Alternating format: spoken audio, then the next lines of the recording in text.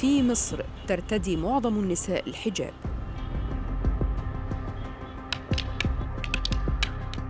وهو ليس عائقاً أمام نجاحهن. لكن BBC نيوز عربي أجرت الآن تحقيقاً يتضمن تسجيلات سرية لكشف كيف تمنع المحجبات من دخول المطاعم الراقية، هجيبها منين؟ وأدلة جديدة على مطور عقاري كبير توحي بأنه لن يبيع منازل لعائلات فيها محجبات. ده أصلاً لو صورة البطاقة فيها حجاب ما تبعتهاش. الفكرة إن إحنا عندنا الناس كلها شبه بعضها، إحنا بنختار الكوميونيتي.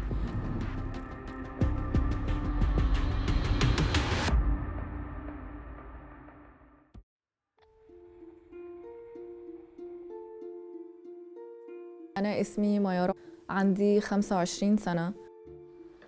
أنا أختي مش محجبة، صحابي اللي حواليا كلهم تقريباً 3/4 مش محجبين.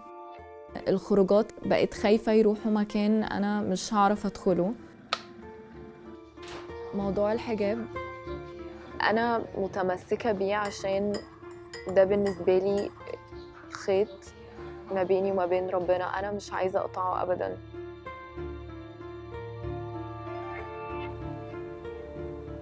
ايه رأيك في ده؟ على السكيرت دي. او انت متخيله بقى ان انا وانتي اخوات وهننزل دلوقتي نروح مكان ونازلين من نفس البيت ونفس كل حاجه، وفي الاخر انا ادخل لو انتي ادخلي بس انتي لا. بالظبط. القصة في انه البني ادم بيبقى حاسس ان هو عايز يكون على طبيعته وهو داخل، او انه مفيش حد بيفرض عليه حاجة، وانه عادي ما تحسيش انه انت المشكله او انت الازمه اللي عامله، انت اللي عامله الازمه في المكان، او انت اللي عامله ازمه في الخروجه لاصحابك. تقريبا انا خلاص انا هلبس ده.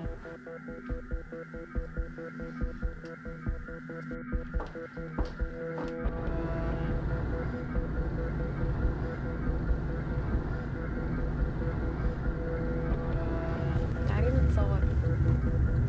في ايه يا بنتي مالك؟ فكي كده شويه، احنا رايحين نتبسط.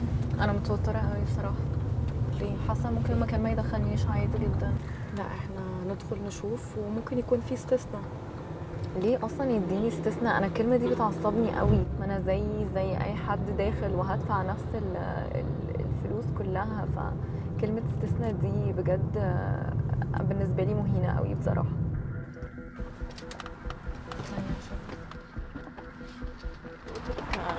انتي مش داخله او اللي هو عشان محجبه كالعاده. دي ايه مثلا الموقف المره 60؟ بصي انا مش متضايقه خالص ان احنا ما دخلناش، مش دي المشكله خالص. يعني المشكله ان هو قال لك لا. هو يعني ايه اصلا واحد على الباب يقرر ان هو ما يدخلنيش لمجرد ان انا محجبة؟ دي اهانة.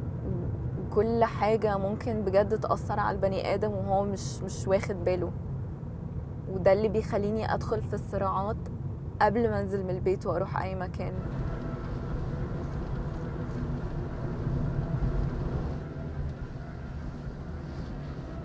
ميار ليست الحالة الوحيدة. لسنوات اشتكت محجبات على صفحات التواصل الاجتماعي من التمييز ضدهن، وما زال التمييز مستمراً، وقد وجدنا شهادات عدة على التمييز ضدهن في أماكن راقية. توقفت عن الذهاب إلى العديد من الأماكن لأنني لا أريد أن أشعر بالحرج. كنت أرغب في الانضمام إلى أصدقائي يوم الخميس الماضي حيث خططنا للاحتفال، ولكن للأسف أخبرني المسؤول عن الحجز أنكم لا تسمحون للسيدات المحجبات بالدخول. أتذكر أنني أردت الذهاب لتناول عشاء فاخر، واتصلت بنصف مطاعم القاهرة، كلهم يمنعون الحجاب، حتى المطاعم التي ليس بها بار وجدت 1 أو 2 فقط يسمحون به. حاولت BBC نيوز عربي حجز طاولة في 15 مطعماً راقياً في مختلف أنحاء القاهرة تستقبل السياح، ولذا فهي تقدم المشروبات الكحولية أيضاً. اتهمت كلها بمنع الحجاب. طلب معظمها الاطلاع على حسابات التواصل الاجتماعي لكل زبون في المجموعة قبل تأكيد الحجز، بعضها وافق على الحجز دون أي قيود، لكن 11 مكاناً أرسل لنا قائمة بشروطه التي ذكرت بوضوح الحجاب غير مسموح به. أرسلنا رجلاً مع زوجته المحجبة كفريق متخف إلى الأماكن التي يبدو فيها المنع أكثر صراحة. أول محطة لنا كانت لوبرجين، وهو مطعم وبار في حي الزمالك الراقي في القاهرة. حاولنا حجز طاولة هاتفياً وأبلغنا بأن الحجاب ممنوع.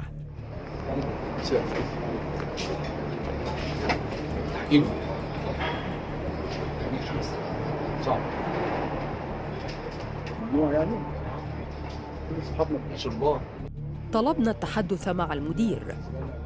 بس كان حضرتك هجيبها من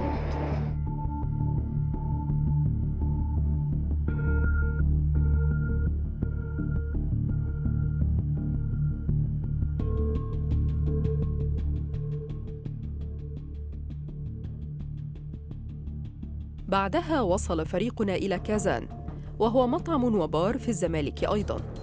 عندما حاولنا الحجز أرسلوا لنا قواعدهم الداخلية التي تنص على عدم السماح بأي نوع من أغطية الرأس.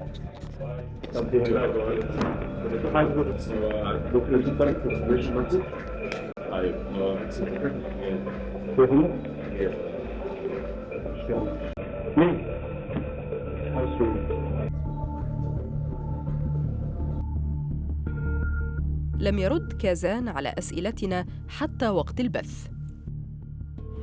في المكان الأخير ذهبنا عبر القاهرة إلى أنديامو بيتزا جاردن أند بار في مصر الجديدة.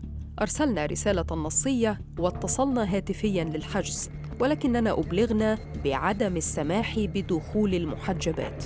الحجاب ممنوع. طلبنا التحدث مع المدير لنرى إمكانية إجراء استثناء، ولكن مرة أخرى أخبرنا بأن المشكلة هي في وجود بار يقدم المشروبات الكحولية. يعني هنا مفيش قيود. احنا هيعترض لو احنا قعدنا هناك يعني في المكان ضروري بتقول لا ان احنا ما نقعدش فين او نقعد فين. غريبه هي وزاره السياحه مش احنا لو جت لقيت حد محجب على البار هتعمل لنا احنا محضر او جنب البار هتعمل لنا غريبه جدا. اللي منع المكان ولا وزاره السياحه؟ لا وزاره السياحه. لم يرد أنديامو على أسئلتنا حتى وقت البث. إذن هل هناك قاعدة تمنع النساء المحجبات من الوجود في مطاعم تقدم المشروبات الكحولية؟ لم يصدر في أي عهد من عهود السياحة قرار بمنع المحجبات. بعض المطاعم بتحب تنبه علشان ما تؤذيش مشاعر سواء المحجبة أو ده، إن حضرتك ده جوه في عندنا تصريح تقديم الكحول. إذا قالت له أنا عارفة أو أنا ما عنديش مانع، فأقول خلاص اتفضلي. ده يعتبر تمييز وحاجة عنصرية غير مقبولة. إحنا أماكن عامة. وقد تطرق أعضاء في البرلمان إلى هذا التمييز، ففي يونيو حزيران حذرت لجنة برلمانية كافة المنتجعات من فرض قيود على البوركيني أو أي نوع من أنواع ملابس السباحة التي يمكن أن ترتديها النساء. ازيك عامله ايه الاخبار؟ بعد تجربتها الأخيرة تبحث ميار عن بعض الدعم. الموضة عامة يعني الوان، انا شايفه الوان حلوه كولرفل، وبرده الساده اللي هو باستلز يعني تبقى كلها حلوه قوي. وريني كده الماتيريال. يعني مثلا دي يعني تلبسي كده بصي I love the colors. عجباني قوي الالوان. ايوه. تدير دينا حجابي بلوجرز، وهي منصة تفاعلية للمحجبات. لسه حاصل معايا موقف موضوع الكاتيجوري الأقل، فعلا بيبقوا شايفين إن المحجبات كاتيجوري أقل. لسه كنت في مكان أنا وأختي وجينا ندخل، أنا ما دخلتش لكن أختي كانت ينفع تدخل عادي، مع إنه أنا وهي جايين من نفس البيت ومن نفس المستوى. فهي الفكرة كلها إنه عشان الطرحة بس على راسي. الحجاب ده اختيار، واحدة اختارت تبقى محجبة أو مش محجبة، ده ملوش علاقة بمستواها الاجتماعي خالص. المشكلة كمان إنه الأماكن دي بتزيد وإنه الفكر ده بيزيد. المفروض ما يبقاش فيه عنصرية خالص، انتي تلبسي اللي انتي عايزاه، ده قرارك. عايزه تبقي محجبه، عايزه تبقي مش محجبه، تبقي لابسه تيربل، مش عايزه تبقي لابسه تيربل، ده قرارك انت لازم تاخديه وتبقي واثقه من نفسك فيه وما تخليش حد ياثر عليكي. عندك حق. إذن لماذا يحدث هذا التمييز؟ ندى نشأت محامية وناشطة في مجال حقوق النساء.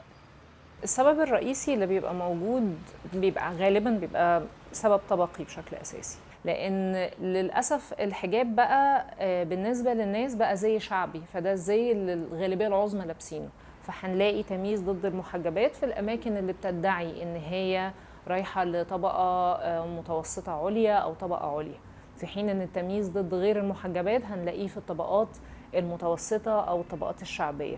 النهاردة لو مفيش عقوبة حقيقية على فكرة التمييز نفسه، وفكرة إنه إحنا محتاجين تعريف واضح للتمييز شكله عامل إزاي، ده في حد ذاته هيفضل يكمل في فكرة إن النهاردة تاني تعزيز الفروق الطبقية، بس كمان تعزيز فكرة وجودنا كنساء في مجال العام. اكتشفت BBC نيوز عربي أيضاً أدلة تشير إلى أن ارتداء الحجاب يمكن أن يؤثر على أماكن السكن كذلك. وجدنا منشورات كثيرة على وسائل التواصل الاجتماعي تتهم مطورين عقاريين برفض بيع العقارات إلى عائلات فيها نساء محجبات. مرات حضرتك أو بنتك محجبة؟ عشان ممنوع أشتري لو بنتي أو مراتي محجبين. اللي اشترى زمان أوكي، لكن كل التعليمات الجديدة ما بيردوش يبيعوا لحد لابس حجاب. رفضوا بيع وحدة لوالدي لأن والدتي محجبة. العديد من المنشورات ذكرت مطوراً يدعى لافيستا، وهي إحدى أبرز الشركات العقارية في مصر، ولها العديد من مشاريع التطوير الحضري الراقية والمنتجعات الساحلية. كانت في الماضي تبيع عقارات إلى المحجبات. عندما زرنا أحد المنتجعات كانت هناك نساء يرتدين الحجاب، ولكن يبدو أن سياستهم ربما تغيرت. تحدثنا مع مدير في شركة متعددة الجنسيات أراد شراء إحدى هذه الوحدات الساحلية. لم يرغب بالكشف عن هويته لأنه قد يفقد وظيفته. قابلت أكتر من بروكر اللي هي شركات السمسرة العقارية في مصر. في شركة منهم معروفة جدا، وقتها كان معايا مراتي وشافوها وهي محجبة. كلموا مع لافيستا في التليفون وبعدين رجعوا قالوا لنا ان احنا اسفين جدا، بس غالبا موضوع الحجاب ده مش هيعدي. بالنسبة للشركات التانية حاولوا يساعدونا برضو ان احنا ناخد استثناء، بس رجعوا قالوا لنا ان لافيستا صعبة شوية في جزئية الحجاب. قررنا الاتصال ب6 شركات سمسرة الرئيسية، وتنكر عضو في فريقنا كزوج لامرأة محجبة يرغب بشراء وحدة في مشروع لافيستا الساحلي. قد يتعرض السماسرة إلى فقدان وظائفهم إذا تم التعرف على هوياتهم، ولذا اضطررنا إلى استخدام أصوات ممثلين لنقل حديثهم. أنا بس محتاجة أعرف من حضرتك، معلش يعني أنا أسفة والله جدا، درجة القرابة يعني مين عند حضرتك محجبة؟ الزوجة يا فندم. إيه آخر وضع بقى بالنسبة لهم؟ آخر أبديت للموضوع إيه؟ علشان مفيش داعي إن نعمل بروفايل ونعمل ميتنج وحاجات كده وبعدين يترفض. يبقى أتكلم مع حضرتك بمنتهى الصراحة؟ يفضل. لا طبعا نشوف حاجة تانية عشان هي رولز عندهم، بس هي دي الفكرة.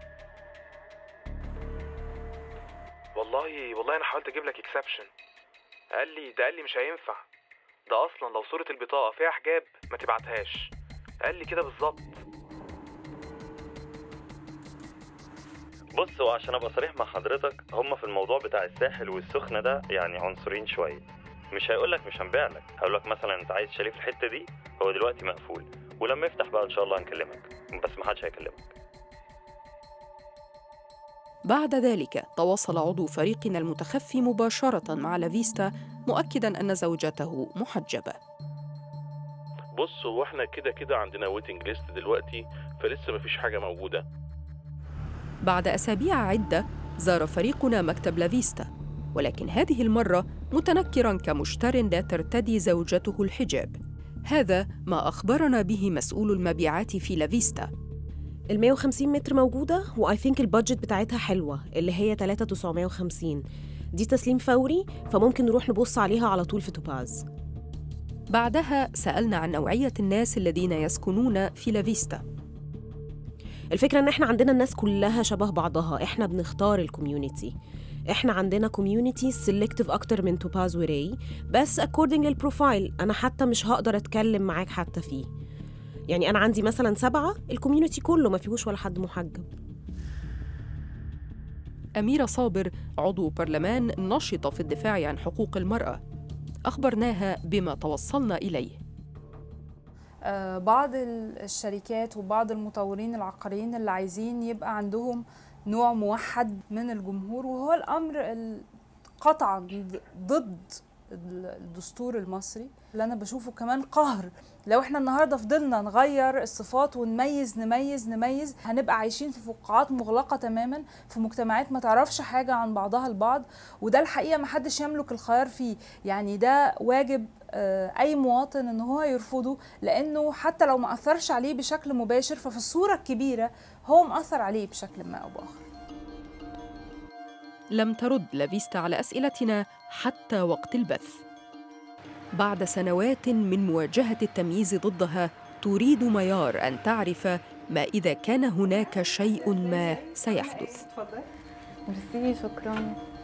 مبسوطة جدا انك وصلتي لي يا ميار، وشكرا انك عملتي كده. اتفاجئت من الحدوتة وانك لقيتي اماكن كتير وتعرضتي على ده على طول الخط، انه الحجاب عمره ما كان عائق انه بالزبط.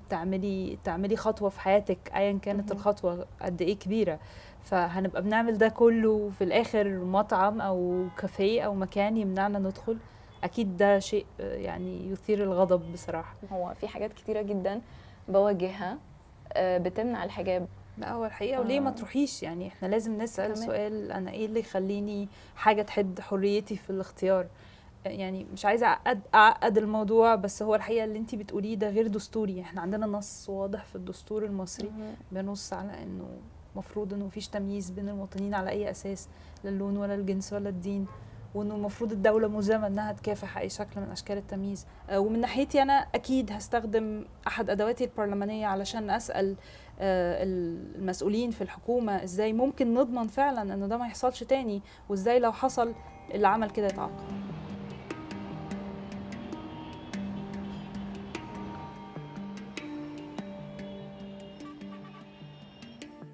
انت عارفة رغم كل الحاجات اللي بتحصل لي دي وكل المواقف بتاعت منع الحجاب دي، بالعكس انا حاسة ان انا واخدة الموضوع يعني عند اكتر. انا عايزة العالم كله يشوف انه كل واحد حر في قراره، عشان كده لازم حاجة زي دي تتغير، وان المشكلة دي لازم تنتهي.